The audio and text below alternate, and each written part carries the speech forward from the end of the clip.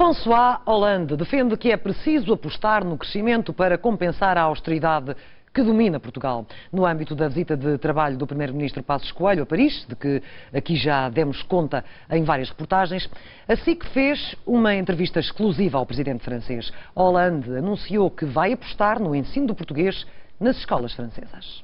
Monsieur le Président, merci pour nous recevoir ici au Palais de l'Élysée. En France, il y a 1 million de Portugais, plusieurs générations, qui se mobilisent pour promouvoir la langue portugaise, une langue qui devient de plus en plus importante en France à cause des relations avec l'Angola, le Brésil et aussi à cause des relations avec le Portugal. Est-ce que vous avez des projets, vous avez des mesures concrètes pour promouvoir la langue portugaise comme une langue internationale en France? Oui, il y a un programme qui va être renforcé d'enseignement du portugais dans nos établissements scolaires. D'abord par respect pour la population française d'origine portugaise, aussi pour les Portugais qui vivent en France, mais également parce que c'est une langue, vous l'avez dit, mondiale, internationale, qui est parlée dans tous les continents. Et nous sommes très attachés au pluralisme linguistique.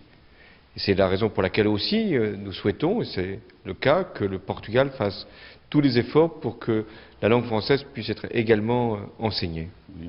J'ai accompagné votre campagne électorale ici en France et on a noté, en ce qui concerne la crise, que vous avez soutenu un équilibre entre les mesures de rigueur économique et austérité avec les mesures de croissance. Par contre, le gouvernement portugais est souvent accusé de donner trop d'attention à mesures d'austérité et moins à la croissance. Sans vous vouloir inviter à avoir une ingérence d'opinion politique, je vais vous demander comment vous voyez l'évolution de l'économie portugaise, comment Portugal est en train de s'en sortir et si vous voudriez ou souhaiteriez voir plus de croissance dans la politique portugaise. Oui, le Portugal a fait beaucoup d'efforts depuis déjà plusieurs années, mais s'il lui est demandé que des efforts, si la croissance n'est jamais au rendez-vous, on lui en demandera encore davantage. Ce n'est pas possible.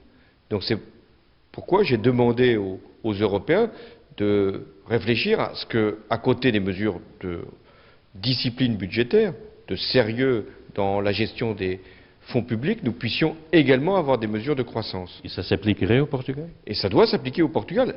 Et c'est la raison aussi pour laquelle je me bats, parfois un peu seul, pour qu'on ait un budget européen qui soit plus important que ce qui est prévu.